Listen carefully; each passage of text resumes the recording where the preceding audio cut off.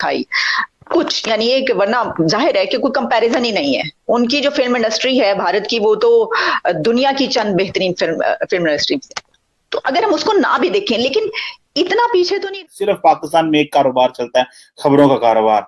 खबरें जो है वो बड़ी लोग सुनते हैं ध्यान से, 24 घंटे खबरें, लोग उल्लू बन गए टीवी के आगे बैठ बैठ के। The reason behind is because there is so much politicisation of everything in the country. मेरा ख्याल है 7-8 साल पहले की बात होगी, जबकि 26,000 करोड़ की इंडस्ट्री थी टेलीविजन इंडिया की, और पाकिस्तान की सिर्फ 500 करोड़ थी। मतलब 26,000 करोड़ और 500 करोड़। हालांकि उनसे भी बेहतर गाने वाले या उनसे भी बेहतर एक्टर जो होंगे वो यहाँ पे काम कर रहे होते हैं, और सब जा नहीं सकते, आपको पता है। इंडस्ट्री में इस वक्त इस तरह की सूरत पैदा हो गई है। मैं जहां अमेरिका में हूं, अमेरिका में यहां पर एक बंदे ने जब एमल कांसी को मैं पकड़ के दिया था, तो एक बहुत कमाल बात की थी। उसने कहा पाकिस्तानी पैसे के लिए अपनी माय गुडनेस।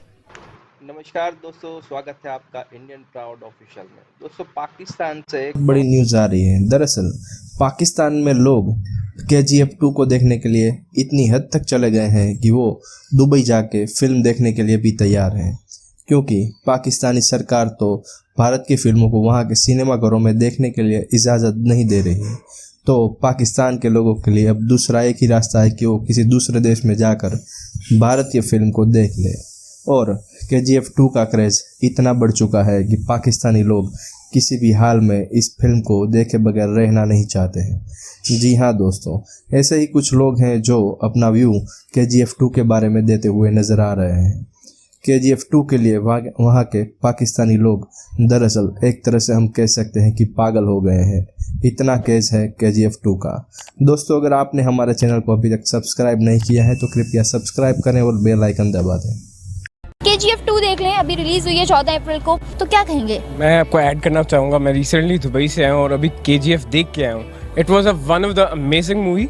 चैप्टर 1 मैंने पाकिस्तान में देखा था, लेकिन चैप्टर 2 एक तो बॉलीवुड जो दिखा रहा है और जो तमिल मूवीज़ है ना, वो एक वास्ट लेवल पे और होती है। जबकि बॉलीवुड में एक्टर्स का काम बहुत अच्छा है, लेकिन उसमें कोई कॉन्सेप्ट नहीं होता, कोई स्टोरी नहीं होती। जो संजय दत्त और रॉकी का जो उन्होंने सिस्टम डाला हुआ है ना बीच में, उनके जो विलन और हीरो वाला है, उनके एटीट्यूड, उनका जो स्टाइल है वो बड़ा अच्छा लगा। चैप्टर 2 जो है वो चैप्टर 1 को बीट कर जाएगा। एब्सोल्युटली। तो उनकी बॉलीवुड इंडस्ट्री सबसे बड़ी मेन, अब जो भी मूवीज आती है 50 करोड़ 60 करोड़ 100 करोड़ कमा के चली जाती हैं।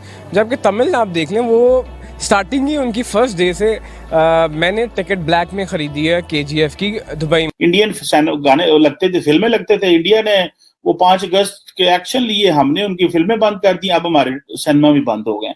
अब हमारे सिनेमा में ड्रामे दिखाए जाते हैं। अब आप इमेजिन कर लें, हॉलीवुड की मूवीज कौन देखेगा वहां पे आके? वो इंडियन फिल्में होती थी, लोग खुशी से भागे भागे जाते थे, सिनेमा चलता था, मजा आता था। मुझे भी याद है, मैंने लास्ट टाइम पता नहीं कौन सी रोटी रठौर की कौन सी मूवी देखी थी इंडियन सिनेमा। और अब वैसे नेटफ्लिक्स आ गया कि लोग उधर देखते हैं, या अमेजोन आ गया, घर में बड़ी LEDs लगी हुई हैं, स्क्रीनें लगी हुई हैं, सिनेमा जाने की जरूरत ही कोई नहीं ज्यादातर लोगों को। और एंटरटेनमेंट बड़ी महंगी है पाकिस्तान में। आज भी जो टिकट है, मेरा ख्याल है 1500 रुपए की, पता नहीं 2000 या 1200 रुपए की टिकट है। That's normally an expensive in Pakistan as far as entertainment is concern ना। तो ये चीजें हैं। सो हमें अपनी सॉफ्ट पावर पे ध्यान देना था, अपनी मूवी ड्रामे उस पर ध्यान देना था। और हमने जो है वो, कभी हमें दुनिया में पता चलता है इधर सिविलियन कू हो गया, कभी पता चलता है मिलिट्री कू हो गया, कभी ये पता चलता है इधर धमाका हो गया। ये चीजें जो है, they are not good for our image. As a nation we have to have a plan for next 10 years and we can come on that. हम रिवाइवल कर सकते हैं, हमें कोई मसला नहीं है। There is absolute capability and capacity in our nation and country to transform things. लेकिन उससे पहले एक टेबल पे बैठें और एक रास्ता मुतय्यन करें कि हमने कौन से रास्ते पे चलना है। अगर हम इसी तरह एक दूसरे को गालां कट दे रहे, एक दूसरे को नीचे गिराते रहे, और इकोनॉमी चलती नहीं, IMF का प्रोग्राम आज उन्होंने बंद कर दिया, उन्होंने कहा दोबारा गवर्नमेंट आएगी उसके साथ दोबारा डायलॉग कर लेंगे, FATF में पड़े हुए हैं, इंटरनल एक दूसरे को जूते मार रहे हैं। सिर्फ पाकिस्तान में एक कारोबार चलता है, खबरों का कारोबार। खबरें जो है वो बड़ी लोग सुनते हैं ध्यान से, 24 घंटे खबरें, लोग उल्लू बन गए टीवी के आगे बैठ बैठ के। The reason behind is because there is so much politicisation of everything in the country. जबकि हमें हर चीज को ना, वो कल्चर, ये चीजें, लोगों को एंटरटेनमेंट की तरफ लेके आना है। आज सऊदीज इंडिया में आ गए बिजनेस लेने, उनकी अपनी फिल्म इंडस्ट्री को प्रमोट करने। अब आप इमेजिन कर लें कि who is coming here in Pakistan for such kind of things. बड़ी पोटेंशियल है। ये नहीं मैं समझदा कि पाकिस्तान में पोटेंशियल नहीं है, हमें बस रास्ता चाहिए और एक वो, और गलती होगी हमें कि इमरान खान साहब शायद हमें वो लीडर गलती से मिल गया। हमें तो ये भी मुतय्यन करना है कि हमारा लीडर कौन है जिसने हमें ये रास्ता देना है। मोहम्मद बिन सलमान तो अथॉरिटेरियन लीडर है, उन्हें तो सीधा जेल सटेगा, वो तो रिट्स कार्ल्टन में ले जाते हैं और चलो डको अंदर, इन्होंने को पैसे लगो, ठीक है जी, और वो जब पैसे देते हैं वो बाहर आ जाते हैं। हम तो वो भी नहीं कर सकते क्योंकि डेमोक्रेसी है, सो कॉल्ड हाइब्रिड सिस्टम है यहाँ पे। एनी हाउ, लेकिन मैं just wanted to highlight this that how Saudis are coming for business in India, ठीक है जनाब। और फिल्म इंडस्ट्री आज इतना बड़ा उनका फॉरेन पॉलिसी, मुझे याद है कि मैं वो बड़ी पावरफुल इमेजेस थे कि जब प्रेसिडेंट पुतिन एक दफा India, I think back in 2008-10 12 का में, तो उस वक्त एक गाना था चमक चलो, तो उसकी शूट हो रहा था, तो उस पे पुतिन आए थे, उसमें आई थिंक वो करीना कपूर थी और शाहरुख खान थे उस वक्त, तो सेट पे तो उन्होंने वो गाना गाया। तो इमेजिन कि वो क्या जो है वो एक चीज जो उन्होंने बनाई और की और दुनिया को बताया गया, एकन गाने गाने आ रहे हैं। तो ये मेरा ख्याल है कि और हमारा ये होता है कि हमारे ये जो टर्की का ड्रामा है, हमारे सारे एक्टर रोने लग पड़े, उन्हें क्या लो पाना है कि हो टर्की का ड्रामा आ गया, हमारे तो एडवर्टाइजमेंट भी ये ले गए हैं, ये हुकूमत ने हमारे साथ क्या किया है। मतलब हमें वो कंपटीशन में यकीन नहीं रखते। हुकूमत ने इतना ज्यादा पैटर्नाइज्ड, कंप्रोमाइज्ड और इतनी ज्यादा पैटर्नेज की हुई है कि जरा सा हमें कंपटीशन में जाना पड़े तो हमारे जो स्टेक होल्डर है वो रोना शुरू कर देते हैं। यही कारोबार में चीजें हैं, यही और जगहों पे चीजें हैं। ये I have spoken to so many people on this, so that's why I have a knowledge कि ये मसाइल हैं। आप मुझे बताइएगा कि आर्ट और कल्चर, खासतौर पे जब हम पाकिस्तान और भारत की बात करते हैं तो जॉइंट हेरिटेज है, लेकिन अब जो है हम क्या इसको इस्तेमाल कर सकते हैं? हम डिप्लोमेसी में इसका क्या रोल होता है और क्या रोल हो सकता है?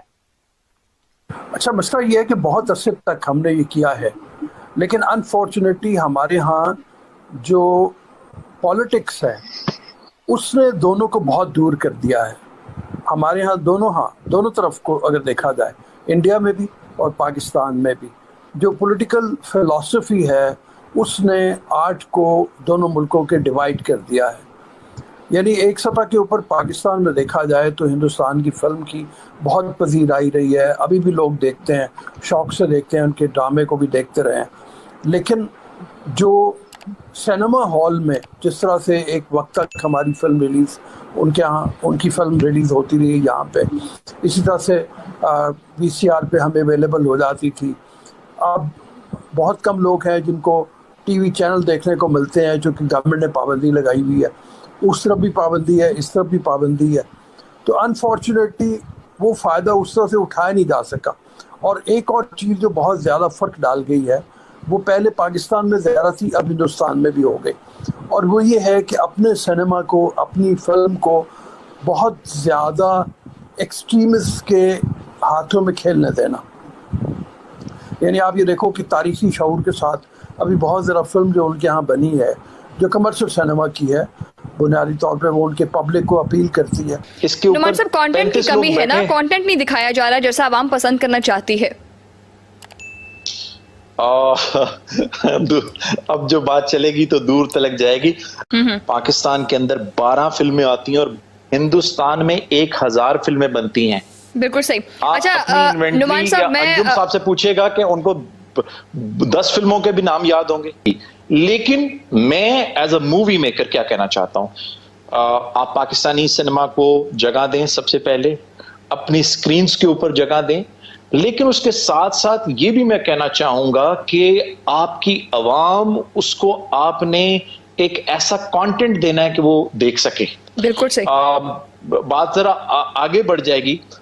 मेरे बहुत अच्छे दोस्त हैं, हमारे मुल्क का एक बहुत बड़ा नाम है जिनका नाम शान है। एज अ व्यूवर अगर देखा जाए तो मैंने भी जो पाकिस्तान के अंदर भी जो मूवीज़ देखी हैं उसके अंदर भी बहुत असर रसूख पाया जाता है इंडियन मवाद का। अच्छा अंजुम हबीबी साहब, as a artist, as a अदाकार, आपने जो अभी हालिया दिनों में ड्रामास अगर देखे हों या अगर मूवीज़ देखी हों, तो आपको नहीं लगता कि जो पाकिस्तान के अंदर भी जो मूवीज़ और ड्रामास बन रहे हैं उनके अंदर भी इंडियन कंटेंट को बहुत वाज़ेह किया जाता है?